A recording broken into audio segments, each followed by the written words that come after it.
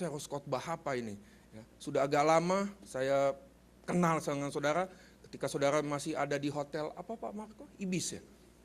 Saya sudah melayani saudara. Ya. Jadi saya hari ini datang ke tempat ini seperti pulang ke rumah sendiri saudara. Amin saudaraku. Mari kita langsung saja buka Alkitab kita untuk menghemat waktu. Kita akan lihat dalam Ibrani pasal yang kedua, ayatnya ke-18. Kitab Ibrani pasal yang kedua, ayatnya ke-18. Kitab Ibrani ada dalam perjanjian baru saudaraku, pasalnya yang kedua, ayatnya ke-18.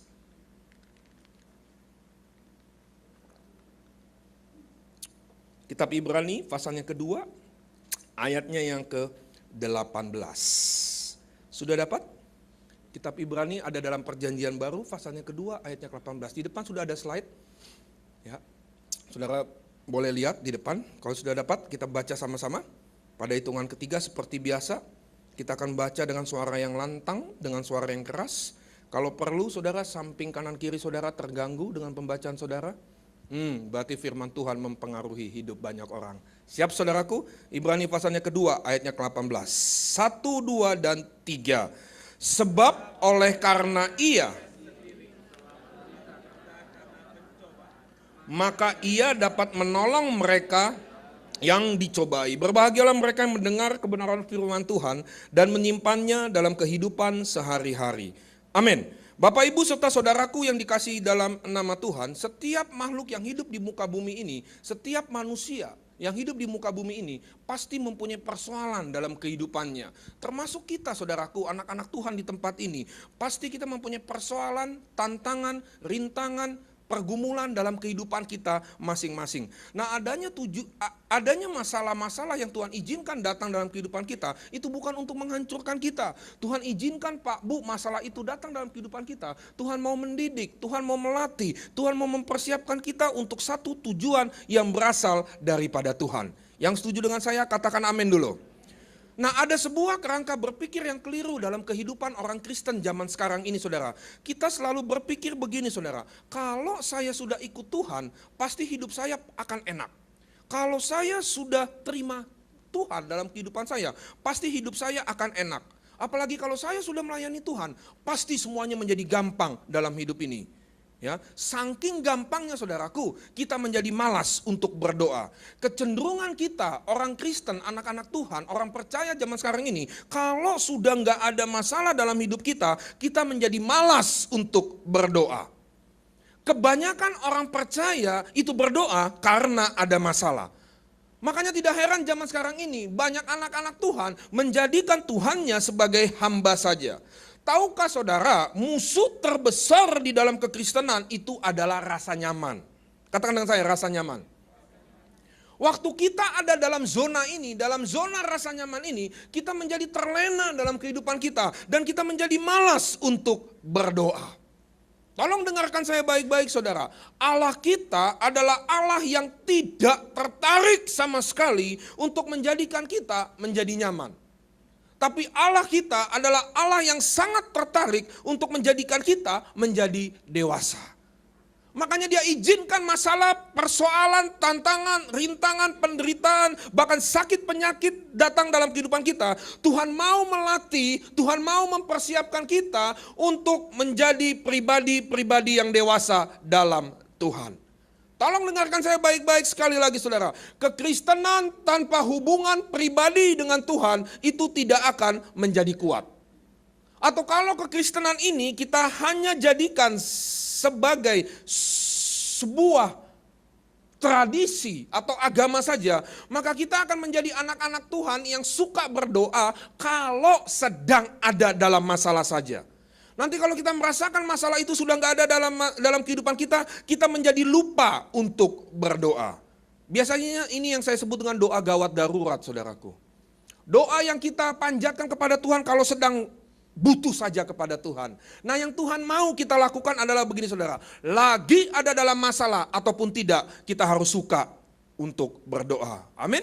Lagi senang ataupun tidak dalam hidup ini, kita harus suka yang namanya berdoa. Sebab kekuatan utama kita terletak di dalam doa.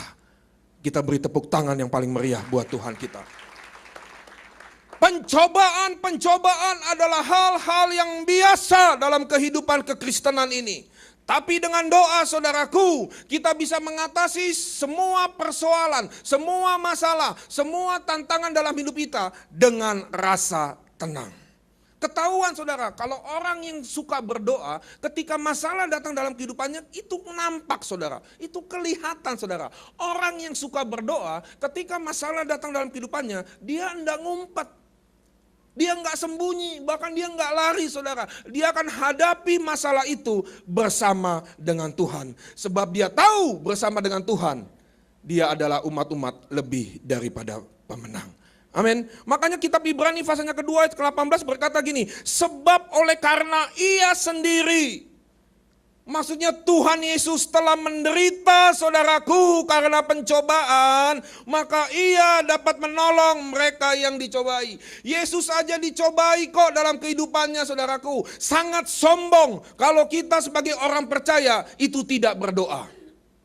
Yesus aja berdoa kok kepada Bapaknya di surga. Sangat sombong kalau kita tidak berdoa. Halo. Coba kita lihat dalam Ibrani pasalnya kelima, ayatnya ke-7. Kitab Ibrani pasalnya kelima, ayatnya ke-7.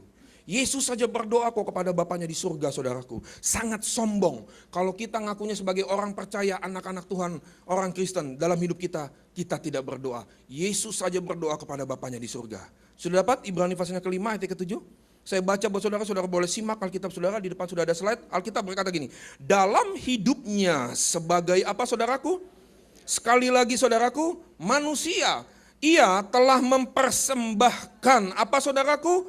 Doa dan permohonan dengan ratap tangis dan keluhan kepada Dia yang sanggup menyelamatkannya dari maut, dan karena kesalehannya ia telah didengarkan. Kalau Yesus saja berdoa saudaraku, sangat sombong sekali lagi. Sangat sombong kalau kita tidak berdoa dalam kehidupan ini. Halo, Yesus saja berdoa. Alkitab mencatat Yesus hidup seperti manusia.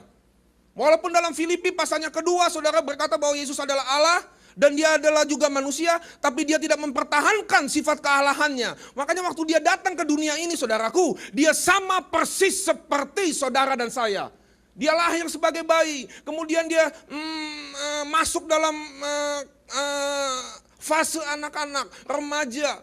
Kemudian baru usia 30 tahun dia masuk dalam pelayanan. Itu pun pelayanannya tidak lama saudara, cuma 3,5 tahun. Kemudian dia ditangkap mati buat saudara dan saya. Kemudian disalibkan, bangkit, naik ke surga. Kalau Yesus saja berdoa kepada Bapaknya di surga, sangat sombong kalau kita tidak berdoa. Halo.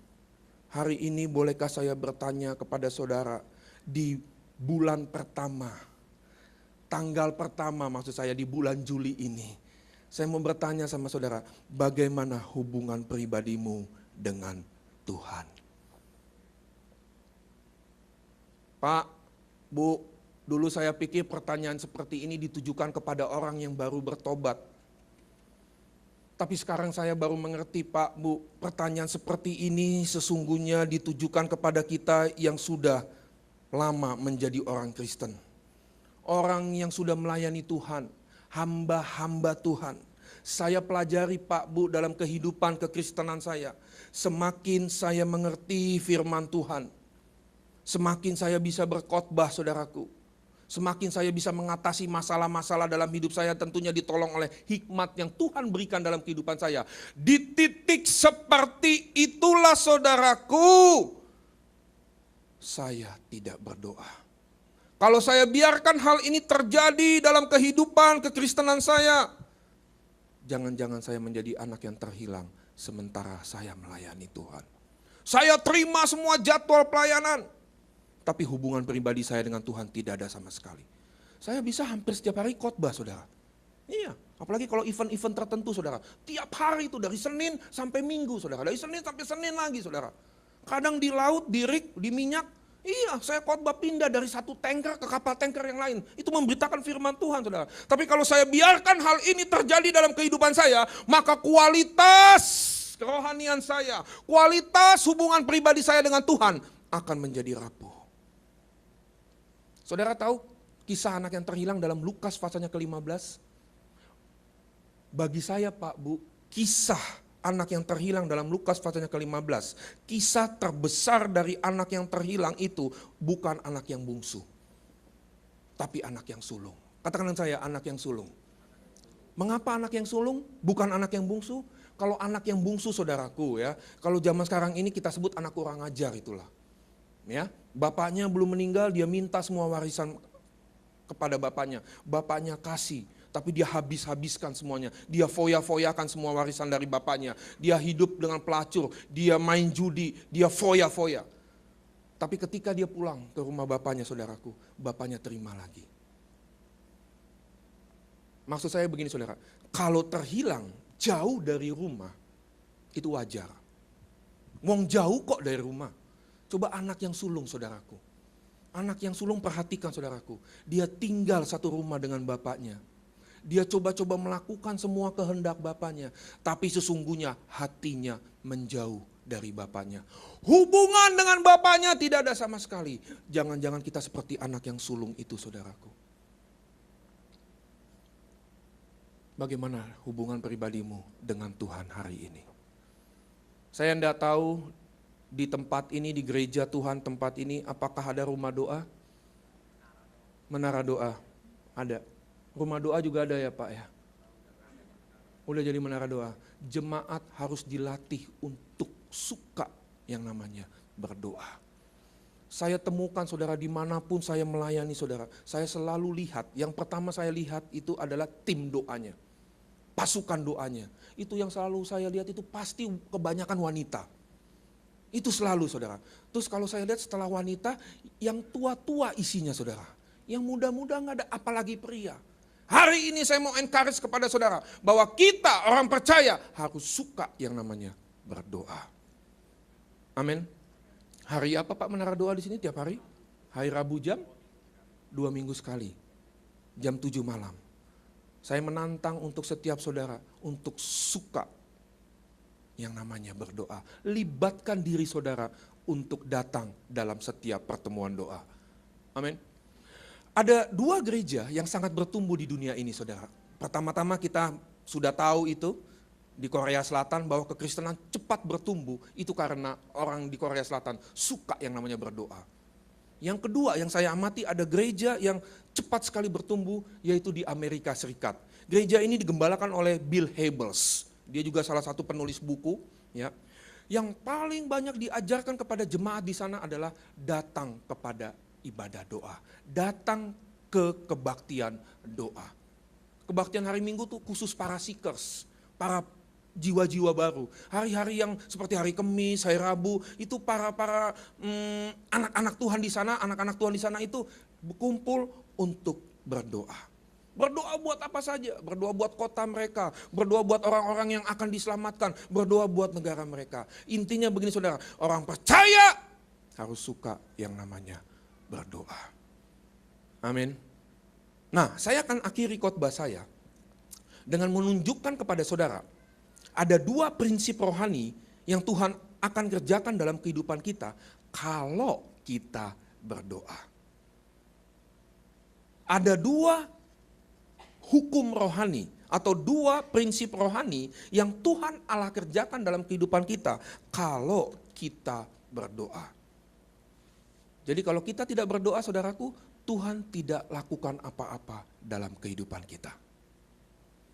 Tapi kan Pak Pendeta, Tuhan itu kan maha tahu. Yes, Tuhan maha tahu. Tapi logikanya begini saudara, minta aja belum tentu dikasih loh sama Tuhan. Apalagi gak minta. Makanya tadi saya selalu ulang berkali-kali di awal saudara. Orang percaya harus suka yang namanya doa. Saudara tahu gak pengertian doa itu apa sih? Doa adalah berbicara kepada Tuhan. Anak sekolah minggu depan juga tahu itu saudara. Doa yang saya maksudkan di sini adalah kemampuan yang diberikan Allah kepada kita untuk melaksanakan kehendak Tuhan di muka bumi ini. Berarti begini saudara, tanpa doa kita tidak mengerti kehendak Tuhan dalam hidup kita. Tahukah saudara, janji Tuhan itu selalu bersyarat dalam kehidupan kita. Tapi kasih Tuhan tidak pernah bersyarat dalam kehidupan kita. Maka perhatikan Alkitab saudara, Matius pasalnya ke-6 ayat 33 bilang begitu tuh. Carilah dahulu kerajaan Allah dan kebenarannya. Maka itu siapa saudara arti maka? Akibat kan? Berarti ada akibatnya. Ada hal-hal yang harus kita kerjakan dalam kehidupan kerohanian kita, dalam kehidupan kekristenan kita. Supaya apa? Janji Tuhan. Maka semuanya itu akan ditambahkan kepada saudara dan saya. Berarti saudara sekali lagi ada hal-hal tertentu yang harus kita buat dalam kehidupan kita. Supaya janji Tuhan berlaku dalam kehidupan kita. Berilah maka kamu akan diberi. Iman itu proaktif saudara. Enggak cuma menunggu. Nah baru kasih Tuhan tidak pernah bersyarat. Matahari, oksigen, udara yang saudara hirup itu bukan cuma untuk orang Kristen. Semua orang bisa nikmatin itu di luar sana. Itu karena Tuhan mengasihi semua manusia. Tuhan mengasihi dunia ini. Tapi janji Tuhan, berkat Tuhan itu selalu bersyarat dalam kehidupan kita. Yang setuju dengan saya katakan amin. Tapi ada pengajaran hari-hari ini yang membolak-balikkan saudara. Tapi yang saya mau beritahu sama saudara hari ini adalah janji Tuhan selalu bersyarat dalam kehidupan kita. Amin. Nah saya akan masuk kepada poin yang pertama. Bahwa Tuhan akan menyatakan hukum-hukum rohaninya kalau kita berdoa. Ingat sekali lagi saudara, kalau kita tidak berdoa, Tuhan tidak kasih apa-apa dalam kehidupan ini. Amin. Saya selalu mengencourage kepada jemaat yang kami layani saudara. Kalau sebagai orang Kristen kita tidak berdoa saudara, itu udah kelewatan. Udah kelewatan. Sebagai anak-anak Tuhan kalau dalam 1 kali 24 jam kita tidak berdoa itu udah kelewatan. Coba saudara perhatikan. Ya, saudara sepupu kita. Itu sehari mereka berdoa 5 waktu. Tepat waktu loh. Kami di rumah ada 2 driver. Setiap jam-jam tertentu jam doa mereka minta izin untuk sembahyang. Kadang-kala saya bilang begini. Waduh kalau orang Kristen aja gak berdoa itu udah kelewatan. Mereka 5 waktu tepat loh saudara. Kita belum tentu saudara dalam 1 kali 24 jam 1 kali pun berdoa. Padahal saudara udah enak menjadi orang Kristen. Anytime, ya, kapanpun, dimanapun kita bisa berdoa kepada Tuhan. Amin. Tadi waktu saya on the way ke sini di tol saudara, saya menyembah Tuhan tuh enak banget tuh saudara. Enak banget. Ibu-ibu yang di rumah lagi masak juga bisa menyembah Tuhan. Bapak-bapak yang di kantor juga bisa menyembah Tuhan. Makanya kalau dalam 1 kali 24 jam kita tidak berdoa kepada Tuhan itu udah kelewatan. Bang Oma Irama bilang apa? Terlalu katanya. Keterlaluan. Anytime, any place, kapanpun, dimanapun. Kita bisa menyembah Tuhan kita. Amin. Amin. Sangat sombong kalau kita tidak berdoa. Nah saya akan masuk kepada hukum yang pertama saudara. Supaya saudara semakin mengerti betapa pentingnya berdoa itu. Hukum rohani yang pertama kita lihat dalam Efesus pasalnya ke-3 ayatnya ke-20. Kitab Efesus pasalnya ke-3 ayatnya ke-20. Saya harus selesai jam berapa Pak? Jam 9. Ibadah kedua 9.30 ya Pak. Efesus 3 ayatnya ke-20. Saya akan cepat kitab Efesus pasalnya ke-3 ayatnya ke-20. Saudara mau berdoa? Amin. Saudara mau libatkan diri dalam menara doa tiap hari Rabu 2 minggu sekali? Amin. Yang setuju dengan saya katakan amin. Nanti saya tanya sama Pak Tony atau Pak Marco nih. Gimana absensinya? Apakah mengalami peningkatan atau enggak? Mau melibatkan diri dalam menara doa tiap hari Rabu 2 minggu sekali? Amin. Orang Kristen harus suka yang namanya berdoa. Amin. Amin. Kita lupa saudara ya, karena kita semakin sibuk dalam kehidupan kita sehari-hari. Semakin sibuk, kita harus semakin suka yang namanya berdoa. Efesus pasalnya ke-3 ayatnya ke-20. Hukum rohani yang pertama yang Tuhan Allah akan tunjukkan kepada kita adalah dalam Efesus 3 ayatnya ke-20. Alkitab bilang begini, bagi dialah yang dapat melakukan jauh lebih banyak daripada yang kita doakan atau pikirkan, seperti yang ternyata dari apa saudara? Kuasa yang bekerja di dalam diri kita. Hukum rohani yang pertama yang Tuhan Allah akan kerjakan dalam kehidupan kita, kalau kita berdoa adalah hukum dijawab lebih. Katakan dengan saya, dijawab lebih. Kan Alkitab bilang begitu tuh. Bagi dialah yang dapat melakukan jauh lebih banyak daripada yang kita doakan atau pikirkan. Artinya begini saudaraku, bahwa Tuhan kita adalah Tuhan yang bersedia menjawab lebih. Yang setuju dengan saya katakan amin. Kalau Tuhan jawab doa kita saudaraku, mengapa sering tidak seperti yang kita minta? Tapi Alkitab katakan adalah lebih dari yang kita minta. Halo, saya ulangi. Bagi dialah yang dapat melakukan jauh lebih banyak daripada yang kita doakan atau pikirkan. Berarti saudaraku, Tuhan kita adalah Tuhan yang bersedia menjawab lebih. Kalau Tuhan jawab doa kita, mengapa sering tidak seperti yang kita minta? Tapi Alkitab katakan selalu lebih dari yang kita minta. Katanya lebih, Pak. Kalau lebih kenapa saya dari dulu begini-begini aja? Apanya yang lebih? Nah, ini yang saya mau bahas kepada saudara pagi hari ini. Prinsip pertama yang harus kita ketahui saudaraku, bahwa Tuhan akan menjawab doa yang sesuai dengan kehendaknya. Tuhan kita adalah Tuhan yang bersedia menjawab doa yang sesuai dengan kehendaknya. Saudara harus mengerti di sini bahwa berdoa itu kita bukan sedang membujuk Tuhan. Saudara juga harus mengerti di sini bahwa berdoa itu sesungguhnya kita bukan sedang mempengaruhi Tuhan. Tapi berdoa yang saya maksudkan di sini adalah saudara, kita sedang mencocokkan kehendak kita dengan kehendak Tuhan. Kita sedang menyelaraskan saudaraku keinginan kita dengan keinginannya Tuhan. Yang setuju dengan saya katakan amin dulu. Mari saya beritahu kepada saudara bahwa Tuhan kita adalah Tuhan yang bersedia menjawab lebih. Kitab Mazmur pasalnya kedua ayatnya ke-8. Kitab Mazmur pasalnya kedua saudaraku ayatnya ke-8. Tuhan kita adalah Tuhan yang bersedia menjawab lebih. Amin. Mazmur 2 ayatnya ke-8. Apanya? Apa sih kelebihannya? Nah, ini saya mau tunjukkan kepada saudara. Mazmur pasalnya kedua ayatnya ke-8. Agak panas di depan saudara ya. Mungkin urapannya lebih kencang saudara ya. Mazmur, tapi AC-nya dingin kok. It's okay, gak apa-apa. Di depan aja nih lebih agak-agak gimana mas. Agak-agak panas. Kitab Mazmur pasalnya kedua ayatnya ke-8. Sudah dapat? Yuk saya baca buat saudara. Saudara simak Alkitab saudara. Alkitab bilang gini. Mintalah kepadaku. Maka apa saudara? Bangsa-bangsa akan kuberikan kepadamu. Menjadi milik pusakamu dan ujung bumi menjadi kepunyaanmu. Minta apa saudara? Dikasih tahu nggak minta apa?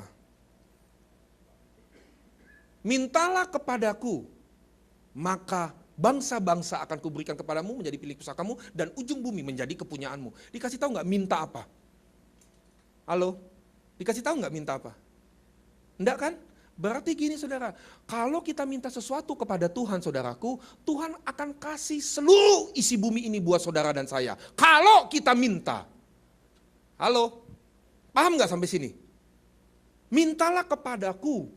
Nggak dikasih tahu saudara minta apa tuh, kita nggak dikasih tahu. Maka bangsa-bangsa akan kuberikan kepadamu menjadi milik pusakamu dan ujung bumi menjadi kepunyaanmu. Berarti kalau kita minta sesuatu saudaraku, Tuhan kasih seluruh isi bumi ini buat saudara dan saya. Kalau kita minta.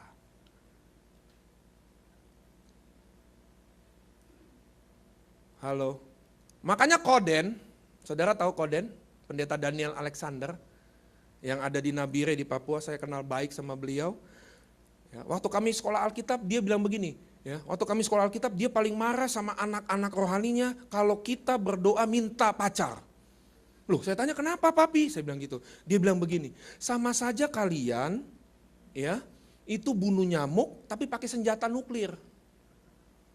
minta pacar, Tuhan kasih seluruh isi dunia ini buat saudara dan saya. Ya itu terserah dia lah, itu menurut Daniel Alexander pasalnya kedua ayatnya ke-20 atau gimana lah. Tapi yang saya maksudkan di sini adalah bahwa Tuhan kita adalah Tuhan yang bersedia menjawab lebih. Yang setuju dengan saya katakan amin. Kelebihannya adalah ini saudaraku, karakter ilahi menjadi bahagian dalam kehidupan kita. Pernah nggak saudara berdoa tapi Tuhan jawab doa saudara agak-agak lama sedikit? Halo? Jangan-jangan saudara nggak pernah berdoa ini, makanya Tuhan nggak pernah jawab doa saudara. Pernah nggak? Kita doa Pak, Bu, Tuhan jawab doa kita, tapi agak-agak lama sedikit. Pernah? Sering ya kayak gitu saudara ya? Sebenarnya saudara tahu nggak? Tujuan Tuhan mengadakan penundaan-penundaan dalam doa kita, sebenarnya Tuhan ingin supaya kita mewarisi karakter Kristus dalam kehidupan kita. Supaya kita menjadi orang-orang percaya yang panjang sabar. Supaya kita menjadi anak-anak Tuhan yang lemah lembut dalam menanti janji Tuhan. Supaya kita menjadi orang-orang Kristen yang rendah hati di dalam menanti jawaban doa. Bagaimana kita bisa menjadi orang Kristen yang panjang sabar, lemah lembut, rendah hati? Lewat proses. Katakan dengan saya proses. Doa tidak pernah mengajarkan kepada kita yang namanya hasil. Tapi doa selalu mengajarkan kepada kita yang namanya proses. Tapi kita sedang hidup dalam generasi yang sangat pragmatis, generasi yang lebih menyukai yang namanya hasil, tapi tidak suka yang namanya proses. Doa itu adalah dengan tujuan untuk memproses kehidupan kita supaya kita semakin mengerti kehendak Tuhan dalam kehidupan kita. Supaya kita semakin mengerti apa yang Tuhan mau dalam kehidupan kita. Doa itu adalah bagian dalam kehidupan kita, di mana kita nyatakan sikap kebergantungan kita kepada Tuhan, bahwa tanpa Tuhan kita nggak bisa buat apa-apa dalam hidup ini. Kita cuma bergantung kepada Tuhan. Ketika Tuhan berkata kepada kita, berdoalah hai anakku. Sesungguhnya dia bilang begini sama kita, aku siap menjawab doamu.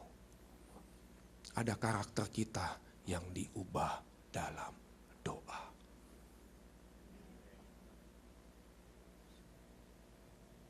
Doa itu bukan paksa Tuhan ya saudara ya. Saya bingung, zaman sekarang ini orang Kristen tuh kalau doa tuh paksa-paksa Tuhan. Tuhan harus ini, Tuhan harus ini. Yang hamba yang mana? Yang Tuhan yang mana? Kok Tuhan dipaksa sih? Kalau saudara bekerja, saudara punya bos, saudara paksa bos saudara, nggak mungkin kan? Apalagi Tuhan kita. Ketika kita berdoa, hukum yang akan dilakukan oleh Tuhan dalam kehidupan kita adalah hukum dijawab lebih. Amin. Berdoalah, maka Tuhan akan menjawab lebih dari apa yang kita doakan atau pikirkan. Yang kedua, saya akan cepat yang kedua. Ya. Hukum rohani yang kedua yang Tuhan akan kerjakan dalam kehidupan kita adalah hukum perubahan pemikiran. Katakan saya perubahan pemikiran. Paradigma yang diubahkan oleh Tuhan dari yang cuma mengikuti kehendak sendiri berubah menjadi mengikuti kehendak Tuhan. Kalau saudara di tempat ini berdoa, tapi saudara tidak mengalami perubahan pemikiran di dalamnya, mungkin saudara berdoa pada Allah yang salah. Tahukah saudara, sebenarnya jalan-jalan kita dengan jalan-jalannya Tuhan itu sangat jauh. Kitab Yesaya pasalnya ke-55 ayat ke-9 bilang begini, seperti tingginya apa saudara? Langit dari bumi. Demikian tingginya jalan-jalan Tuhan dari jalan-jalan kita. Ada orang yang berpikir kalau mereka berdoa itu, apa yang mereka mau harus terjadi. Itu salah saudara. Kalau saudara punya cara berpikiran seperti demikian, itu adalah cara berpikiran keliru. Sebab saudara hanya buang-buang waktu saja dalam berdoa. Sebab bukan kehendak kita yang jadi, tapi kehendak Tuhanlah yang jadi. Sampai sini paham maksud saya? Saudara ingat gak sih sebelum Yesus ditangkap, dia berdoa di Taman Getsemani berapa kali? Dalam Matius pasalnya ke-26, ayatnya ke-36 sampai dengan 46. Ya, nanti saudara di rumah cek itu, kita tidak ada waktu untuk baca itu ya. Matius 26 ayat ke-36 sampai dengan 46. Iya, makanya saya selalu encourage jemaat saudara harus suka baca Alkitab. Ya, kalau bisa dalam setiap pertemuan ibadah bawa Alkitab saudara. Ya, bawa namanya Alkitab. Ya, kalau saudara bawa Alkitab, saudara bisa langsung cross check firman Tuhan yang disampaikan oleh hamba Tuhan. Karena saudara bawa Alkitab, kami hamba Tuhan masih bisa salah saudara. Iya, kami juga masih bisa belajar penafsiran. Kita khotbah itu menafsir saudara, menafsirkan isi Alkitab, bisa salah. Makanya teologinya mesti kuat, jemaat harus ngerti firman Tuhan.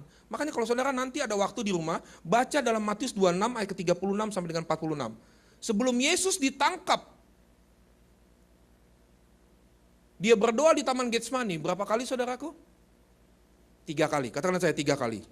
Ya, nanti saudara cek itu dalam Matius 26 ayat ke-36 sampai dengan 46. Ya. Banyak ahli-ahli teologi bilang doa Yesus yang pertama sama doa Yesus yang kedua itu sama. Tapi saya sudah selidiki Alkitab saudara, doa Yesus yang pertama sama doa Yesus yang kedua itu beda. Ya, saudara cek itu dalam Matius pasalnya ke-26 ayat ke-36 sampai dengan 46. Matius 26 ayat 36 sampai dengan 46. Ya. Alkitab mencatat bahwa maksudnya Yesus di sini mengalami yang namanya ketakutan. Iya, dia 100% Allah, dia 100% manusia. Ya, tapi ketika dia berdoa saudaraku di Taman Getsemani, dia bertemu dengan kasih karunia yang berasal dari Bapaknya itu. Ini mengajarkan kepada kita dalam hidup ini saudara, ketika kita sudah tidak ada jalan lagi dalam hidup ini, ke depan sudah mentok, ke belakang sudah mentok, ke kiri mentok, ke kanan mentok, ke bawah gak bisa, ini tanah kan saudara. Cuma ada satu jalan, kita berharap ke atas, kita mengangkat kedua belah tangan kita. Maka tangan Tuhan yang perkasa itu akan menolong hidup kita. Iya, Yesus berkata gitu dalam Alkitab, seperti mau mati rasanya. Tapi ketika dia berdoa kepada Bapaknya di surga, dia bertemu dengan kasih karunia itu. Yesus berdoa yang pertama dibilang begini kepada Bapaknya di surga. Saudara boleh cek nanti dalam Matius 26 ayat 36 sampai dengan 46. Doa Yesus yang pertama dibilang begini kepada Bapaknya di surga. Bapa, jikalau sekiranya mungkin, lalukanlah cawan ini daripadaku. Lalu dia keluar, dilihat murid-muridnya sedang tidur. Makanya gak heran zaman sekarang ini hamba Tuhan khotbah jemaat. Bayangin saudara murid-muridnya loh. 3,5 tahun Pak. Yesus kemana diikutin. Gurunya lagi berdoa mereka tidur. Kemudian Yesus berkata begini sama Petrus. Tidak sanggupkah kalian berjaga-jaga selama 1 jam? Kemudian Yesus masuk lagi untuk doa yang kedua saudaraku. Doa Yesus yang kedua itu beda. Dia bilang begini kepada Bapaknya di surga. Bapa, jikalau sekiranya tidak mungkin, bukan kehendakku yang jadi, tapi kehendakmu lah yang jadi. Lihat saudara, perhatikan doa Yesus yang pertama dengan doa Yesus yang kedua. Di dalamnya ada proses perubahan pemikiran. Halo, paham gak sampai sini maksud saya? Suatu kali saya pelayanan di kebaktian youth, saya paling suka kalau melayani anak-anak muda saudara. Seperti air, seperti ikan, masa seperti air? Seperti ikan ketemu air saudara. Wah, excited Pak, mau ngomong apapun, terserah. Ya. Mereka gak bakal tersinggung, selama itu sesuai dengan kebenaran firman Tuhan. Ya. Suatu kali saya diundang di GBI Intercon.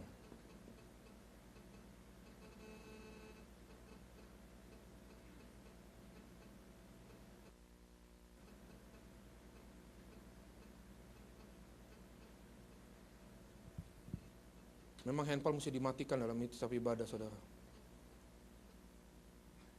Suatu kali saya diundang pelayanan di youth di Intercon, saudara. Biasa hari Sabtu pelayanan di youth.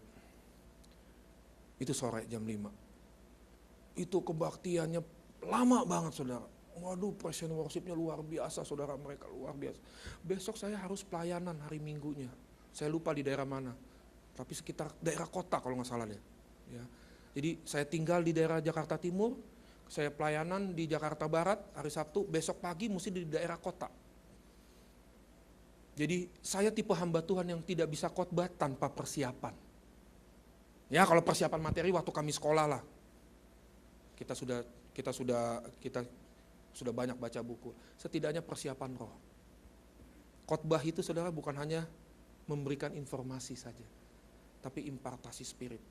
Maka tadi Pak Marco bilang, Pak kalau ada penyataan Tuhan gak usah ragu-ragu Pak. Oh yes, saya bilang kayak begitu. Udah banyak berapa kali, saudara, kita menyembah Tuhan ada penyataan-penyataan Tuhan yang khusus. Itu saya percaya banget. Nah, jadi saya bilang begini sama Tuhan, Tuhan nanti habis ibadah youth saya akan cepat pulang. Sebab saya akan persiapan.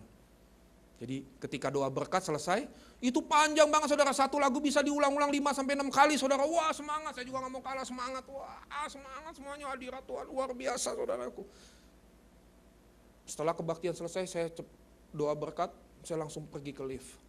Saya dicegat sama anak muda situ, cowok. Kak, dia panggil saya Kak. Kak Yohanes, mau ngomong dong Kak, katanya. Anak muda. Ya mungkin masih kuliah semester 1 lah. Semester 3 pas semester 1 gitu. Kak mau ngomong dong Kak, ada apa? Saya bilang, ayo minggir sini. Kakak sibuk gak? Enggak, saya bilang. Tapi dalam hati saya jangan lama-lama ya, saya bilang gitu. Ada apa? Ini Kak, dia malu-malu. Ini Kak, ada apa? Ada apa Dek? Saya bilang, ini Kak, saya lagi jatuh cinta, katanya. Oh, saya bilang, saya pikir apa? Saya bilang sama siapa? Sama siapa? Saya bilang, ya sama cewek dong Kak Yohanes, katanya dia. Ya udah, nilai plus. Sebab sekarang lagi zaman, saudara, sejenis. Bahkan orang gonta-ganti, ya, gonta-ganti gender, saudara. Ampun deh, saya bilang ini dunia, nih bener-bener deh ini sekarang. Ya, makanya saya tanya, pertama saya langsung, kamu naksir siapa? Ya cewek dong kan, nilai plus. Iya, saudara nggak percaya, aku punya teman, saudara. Ya saya punya teman, aku punya teman tapi bukan teman sepermainan. Kayak lagu. Dia gembala di Melbourne, di Australia. Dia bilang begini, saudara, di Australia ada beberapa gereja sudah memperbolehkan peneguhan atau pemberkatan itu sejenis. Bayangin, saudara, itu di Australia. Ya, ada beberapa gereja, tapi teman saya bilang, saya tetap menentang. Ya, kita doa, saudara dan saya berdoa supaya hal seperti itu tidak terjadi di atas gereja, di bangsa kita. Amin.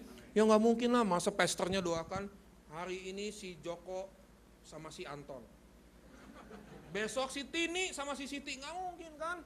Ya Tuhan nggak pernah tuh berkata kayak begitu, ya. Makanya saya langsung tanya, dia bilang ya cewek dong Kak, nilai plus. Yang kedua saya tanya, doa nggak Dek? Doa Kak, katanya. Yang pertama nggak masalah, yang kedua nggak masalah juga. Roh Kudus ingatkan saya, tanya doanya apa. Dek, kamu doa apa sama Tuhan? Dia bilang begini, sambil malu-malu juga. Ini Kak doa saya. Tuhan, aku berdoa, katanya. Aku sedang jatuh cinta. Dia sebut nama wanitanya, saya lupa. Aku sedang jatuh cinta dengan si A. Tuhan, aku berdoa, kalau dia bukan merupakan jodohku, Engkau punya kuasa untuk menjadikan dia menjadi jodohku.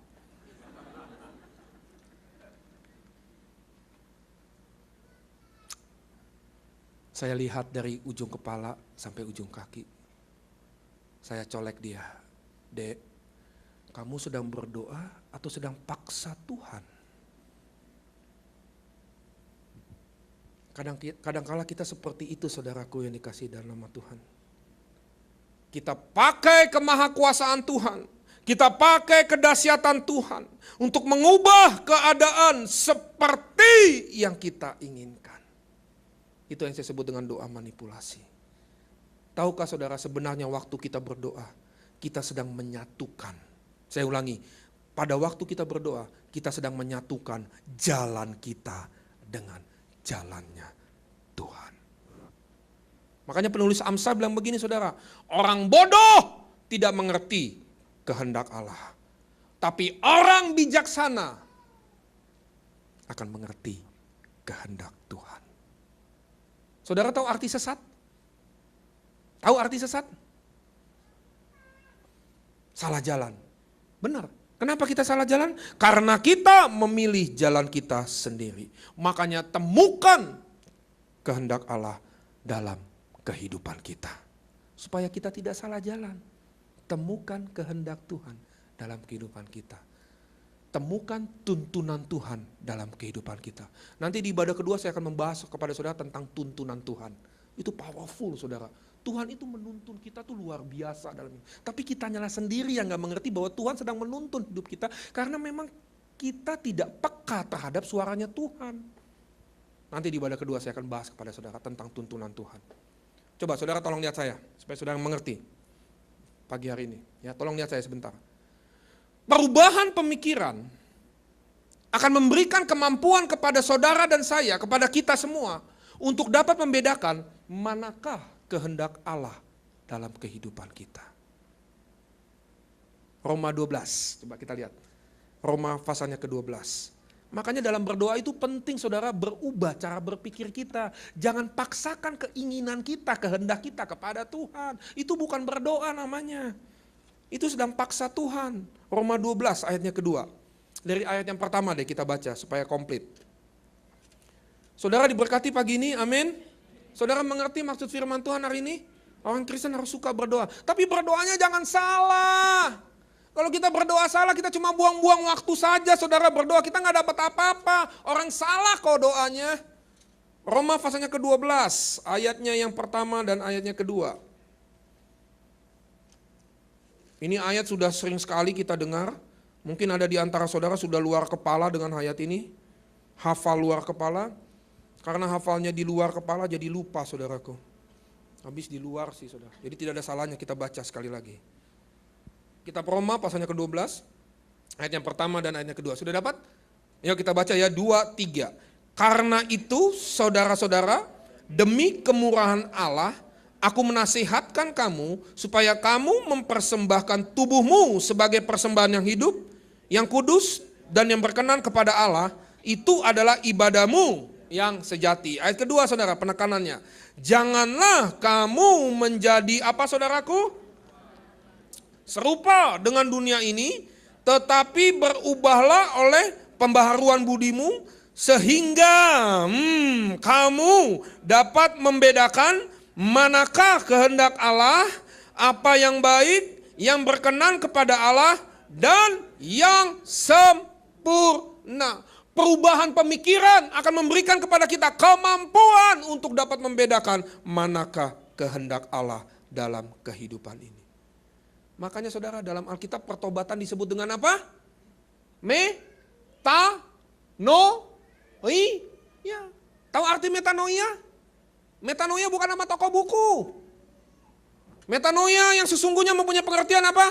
Perubahan pemikiran. Di dalam doa pemikiran kita diubahkan. Dari yang cuma mengikuti kehendak pribadi berubah menjadi mengikuti kehendak Tuhan. Kalau saudara bertanya sama saya, Pak, bagaimana bisa mengerti pikiran Tuhan dalam kehidupan kita? Bagaimana cara kita bisa mengerti kehendak Tuhan dalam kehidupan kita? Ada satu kalimat atau satu kata dalam Alkitab bagaimana kita bisa mengerti kehendak Tuhan dalam kehidupan kita, yaitu berdoalah di dalam roh. Halo, berdoalah di dalam roh. Waktu kita berdoa di dalam roh saudaraku, sesungguhnya kita sedang mengizinkan Roh Kudus membantu kita mengerti pikiran Tuhan dalam hidup kita. Pada waktu kita berdoa di dalam roh, sesungguhnya kita sedang mengizinkan Roh Kudus menolong kita berdoa sesuai dengan kehendak Tuhan. Bahkan kata Alkitab, bahkan dengan perkataan-perkataan yang tidak bisa kita naikkan, Roh Kudus itulah yang menaikkan keluhan itu. Coba lihat Roma pasalnya ke-8. Ya, saya selesai di sini saudara. Kitab Roma pasalnya ke-8. Ayatnya yang ke-26. Kitab Roma pasalnya ke-8 ayatnya ke-26.